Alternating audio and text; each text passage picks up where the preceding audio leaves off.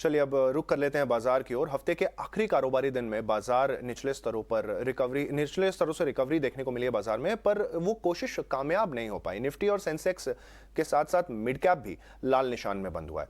Nifty इस हफ्ते 2 हफ्तों की तेजी को कायम नहीं रख सका और इस हफ्ते 230 अंकों की गिरावट के साथ बंद हुआ है। लेकिन निफ्टी बैंक की अगर हम बात करें तो तेजी की रफ्तार कायम रही है और लगातार 10वें हफ्ते निफ्टी बैंक तेजी के साथ बंद हुआ है।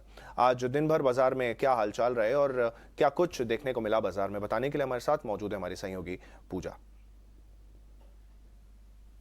आज हमने देखा कि जो क्लोजिंग हुई है वो कमजोरी के साथ जरूर दिखाई दे रही है लाल निशान में, लेकिन निचले स्तरों से हम देख रहे थे कि अच्छी यहाँ पर रिकवरी भी देखने को मिली। हालांकि निफ्टी देखेंगे तो 112 अंक नीचे की क्लोजिंग हुई। सेंसेक्स में करीब 390 अंकों की क्लोजिंग देखने को मिली। वहीं बैंक निफ्टी की अगर बात करें तो यहाँ पर मजबूती बनी हुई थी और लगभग 36 अंकों ऊपर की जो मजबूती थी वो बैंक निफ्टी में भी देखने को मिली। आज का एडवांस डिक्लाइन रेशियो भी अगर हम देखेंगे तो ज्यादातर जो पड़ला भारी था वो आज बिकवाली की तरफ था। गिरने वाले शेयर आज ज्यादा थे और हर एक बढ़ने वाले शेयर के सामने करीब 3 शेयर ऐसे थे जो कि आज दबाव के साथ कारोबार कर रहे थे। तो मार्केट में आज के दिन कमजोरी थी। लेकिन एक बार आपको बता देते हैं कि इस पूरे हफ्ते बाजार में किस तरह का परफॉर्मेंस देखने को मिला। तो इस पूरे वीक अगर बात करेंगे तो निफ्टी में लगातार 2 हफ्तों की तेजी के बाद हमने देखा कि आज कमजोरी देखने को मिली और लगभग 1% का नेगेटिव रिटर्न दिया निफ्टी ने। स्मॉल कैप इंडेक्स देखेंगे तो यहाँ पर भी नेगेटिव रिटर्न ही देखने को मिला। मिड कैप इंडेक्स में भी करीब आधा % का नेगेटिव रिटर्न था। लेकिन बैंक निफ्टी में देखिए यहाँ पर लगातार मजबूती जारी है और लगातार ये 10वां हफ्ता है जब हम देख रहे हैं कि बैंक निफ्टी पॉजिटिव क्लोजिंग इस वक्त दिखा रहा है। इसके अलावा अगर इंडेक्स स्पेसिफिक गेन की बात करेंगे तो टॉप परफॉर्मर था इस हफ्ते का PSU index. Nifty PSU index अगर देखेंगे शानदार तेजी 5% का रिटर्न यहाँ पर देखने को मिला वीकली।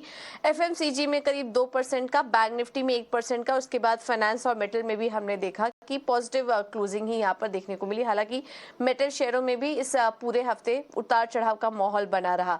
लूजिंग साइड पर अगर देखेंगे तो इस बार के टॉप लूजर थे आईटी शेयर। भारी कमजोरी देखने को मिली। इस बीच ब्रोकरेज हाउस की रिपोर्ट्स भी जो निकल कर आई, कंपनी की तरफ से जो गाइडेंस आ रहे हैं एनालिस्ट मीट में, वो कुछ नेगेटिव थे और उसी के चलते हमने देखा कि निफ्टी आईटी इंडेक्स इस पूरे हफ्ते करीब 6% की गिरावट यहां पर देखने को मिली। उसके बाद दूसरा नंबर है रियल्टी स्टॉक्स का।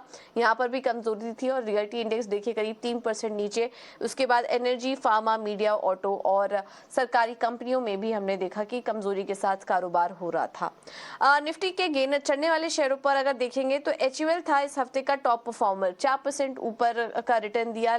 एलएनटी ने भी काफी अच्छा परफॉर्मेंस इस बार देखने को मिला। इस हफ्ते हमने देखा कि एलएनटी का जो मार्केट कैप है वो 3 लाख करोड़ के पार भी निकल चुका है। शानदार तेजी यहां पर भी देखने को मिला और इस पूरे हफ्ते भी 3% की तेजी एलएनटी में देखने को मिली। उसके बाद नंबर है एक्सिस बैंक का, Asian paints, Nestle India.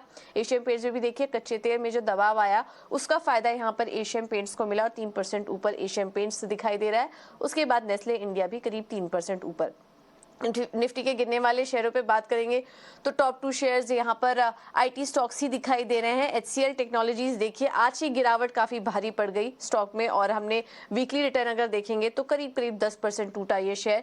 Take Mahindra में 7% की गिरावट दिखी। टाटा मोटर्स, सन फार्मा और विप्रो में भी यहाँ पर 4 से 5% की वीकनेस देखने को मिली। अब मिड कैप में किस तरह का प्रदर्शन था ये भी आपको एक बार दिखा देते हैं। मिड कैप में चढ़ने वाले शेयरों पर अगर नजर डालेंगे तो बैंक ऑफ इंडिया देखिए यहाँ पर शानदार मजबूती देखने को मिली। इस पूरा वीक हमने सरकारी बैंकों में शानदार तेजी देखी और टॉप परफॉर्मर था यहाँ पर बैंक ऑफ इंडिया करीब 13% ऊपर। उसके अलावा Varun beverages, Godrej industries, Ramco cements में भी अच्छी खरीदारी इस पूरे वीक देखने को मिली। तो ये पूरा हफ्ता था हमने देखा छोटे मझोले बैंकिंग शेयरों के नाम था जिसमें कि सरकारी बैंकों में शानदार मजबूती देखने को मिली। वहीं गिरने वाले शेयरों पर नजर डालें तो आईआरएफसी टूटा, काफी अच्छी तेजी वहां पर देखने को मिली। लेकिन इस पूरे हफ्ते यहाँ पर बिकवाली का दबाव हावी था और 10% की गिरावट यहाँ पर दिखी। और इसके अलावा मिड कैप आईटी शेयरों में भी कमजोरी ही देखने को मिली। पर्सिस्टेंट सिस्टम देखिए, कोफोर्ज, एम्फेसिस और एलएनटी टेक्नोलॉजी सर्विसेज यहाँ पर करीब 7 से 8% की गिरावट देखने को मिली। तो कुल मिला के बात करें तो निफ्टी के लिए ये हफ्ता जो था वो थोड़ा वीकनेस भरा था, खास करके आईटी स्टॉक्स के लिए यहाँ पर भारी कमजोरी देखने को मिली, लेकिन सरकारी बैंकों में तेजी अभी भी बनी हुई है और बैंक निफ्टी में भी काफी अच्छा कारोबार इस पूरे हफ्ते देखने को मिला।